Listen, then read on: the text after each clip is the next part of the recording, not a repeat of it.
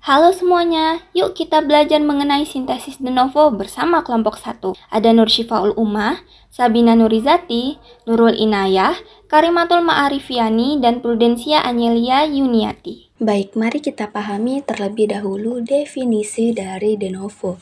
De novo adalah frase Latin secara harfiah, diterjemahkan menjadi dari yang baru, tetapi menyiratkan baru atau dari awal.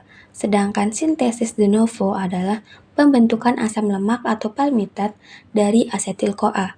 Asetil-CoA ini berasal dari glikolisis dan dari katabolisme asam-asam amino. Sintesis de novo terjadi terutama di dalam hati, untuk kemudian sebagian besar diangkut dan disimpan dalam jaringan lemak dalam bentuk trigliserida. Selanjutnya ada syarat terjadinya sintesis de novo. Yang pertama itu kondisi tubuh setelah kita makan. Lalu syarat kedua ada kondisi saat kadar glukosa darah tinggi. Terakhir yaitu ketika jumlah ATP dalam tubuh banyak. Selanjutnya yaitu proses sintesis de novo.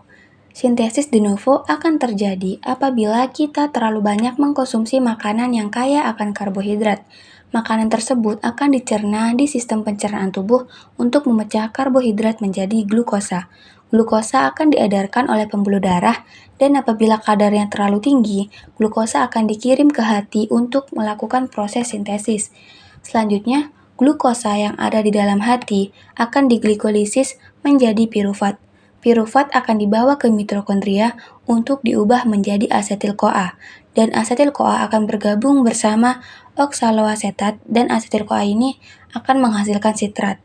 Sitrat akan dikeluarkan ke sitoplasma melalui trikarbosilat transport system pada membran mitokondria. Berikut ini adalah pemaparan tentang proses terjadinya sintesis de novo. Sitrat yang sudah berada di sitoplasma akan dipecah kembali oleh enzim liase ATP sitrat menjadi oksaloasetat dan asetil-CoA. Asetil-CoA akan bereaksi dengan enzim asetil-CoA karboksilase yang dibantu dengan kofaktor biotin serta tambahan CO2 sehingga berubah menjadi malonil-CoA. Asetil-CoA dan malonil-CoA yang sudah terbentuk akan diubah oleh enzim asetil-CoA ACP transasilase dan enzim malonil-CoA ACP transasilase menjadi asetil ACP dan malonil ACP. Keduanya akan bereaksi dengan beta-ketoasetil ACP sintase sehingga terjadi kondensasi dan membentuk asetoasetil ACP. Asetoasetil ACP akan direduksi oleh NADPH dan bereaksi dengan beta-ketoasetil ACP reduktase sehingga terbentuk beta-hidroksibutiril ACP. Beta-hidroksibutiril ACP akan bereaksi dengan beta-hidroksiasil ACP dihidrase sehingga membentuk beta-transbutenoil ACP dan mengeluarkan H2O. Beta-transbutenoil ACP akan direduksi kembali dan bereaksi dengan enoil ACP reduktase untuk menghasilkan butiril ACP. Setelah terbentuk butiril ACP, akan terjadi siklus pengulangan reaksi yang dimulai dari perubahan asetil-CoA menjadi malonil-CoA dan asetil ACP. Hal ini dilakukan untuk pemanjangan rantai karbon pada asam lemak sehingga karbon yang dihasilkan sebanyak 16 karbon. Apabila sudah terbentuk rantai 16 karbon atau palmitoil ACP, akan bereaksi lagi dengan enzim palmitoil tioesterase sehingga terbentuk asam lemak yaitu palmitat. Urutan sintesis de novo. Urutan proses ini dari sintesis de novo dimulai dari pembentukan malonil-CoA adalah senyawa yang diperlukan sebagai penambahan 2 atom Si pada sintesis de novo. Malonil-CoA disintesis dari asetil-CoA yang mengalami karboksilasi dengan katalisis asetil-CoA karboksilase.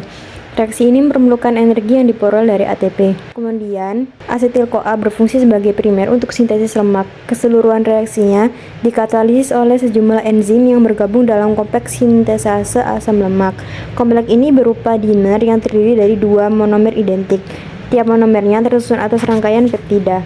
Beberapa poin penting dari sintesis de novo, salah satunya adalah substrat awal, di mana substrat awalnya menggunakan molekul-molekul sederhana seperti asetil-CoA, asam amino, karbon dioksida, dan ATP sebagai bahan dasar. Kemudian ada proses energi insentif yang memerlukan energi dalam bentuk ATP atau GTP untuk membangun molekul kompleks. Ada regulasi ketat yang dihubungkan dengan jalur metabolik dan dikendalikan oleh berbagai hormon dan enzim untuk memastikan keseimbangan metabolik.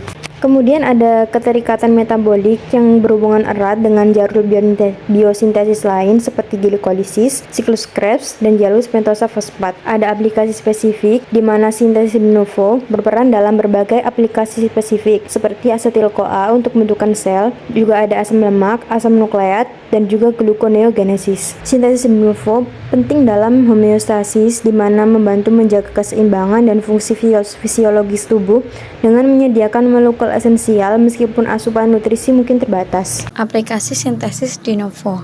Sintesis asam nukleat. Sintesis de novo purin dan pirimidin terjadi untuk menghasilkan DNA dan RNA. Purin dibangun dari prekursor seperti asam amino, karbon dioksida, dan formil teraktivasi. Sementara pirimidin berasal dari asam aspartat dan karbomoil fosfat. Sintesis asam lemak. Asam lemak dibentuk dari asetil-CoA melalui proses sintesis de novo.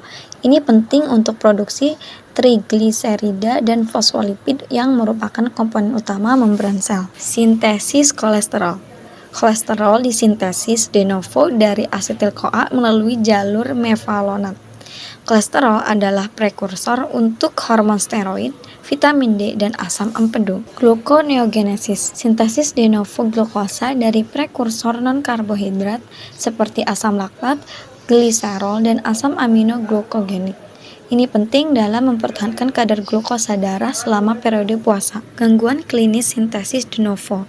Yang pertama, hiperurikemia dan GOUT yang disebabkan oleh overproduksi atau gangguan ekskresi asam urat dari sintesis de novo purin yang menyebabkan penumpukan kristal urat di persendian sehingga mengakibatkan peradangan dan nyeri. Yang kedua, defisiensi UMP sintesis, yaitu gangguan pada jalur sintesis de novo pirimidin, dapat menyebabkan orotik akiduria yang ditandai dengan akumulasi orotat dalam urin dan anemia megaloblastik. 3. Defisiensi HMG-CoA reduktase, yaitu dapat mengganggu sintesis kolesterol de novo. 2. Dapat menyebabkan gangguan perkembangan karena kolesterol diperlukan untuk biosintesis hormon, steroid, dan komponen membran sel. Kemudian 4. Gangguan metabolisme asam lemak, yaitu defisiensi enzim yang terlibat dalam sintesis de novo asam lemak seperti asetil-CoA atau karboksilase. Kemudian mengakibatkan masalah dengan penyimpanan dan penggunaan energi serta kelainan pada membran sel. 5. Gangguan gluconeogenesis, yaitu mutasi pada enzim kunci seperti glukosa 6 idofosfat dan dapat menyebabkan hipogenesis atau kadar gula darah rendah karena tubuh tidak mampu menghasilkan glukosa dari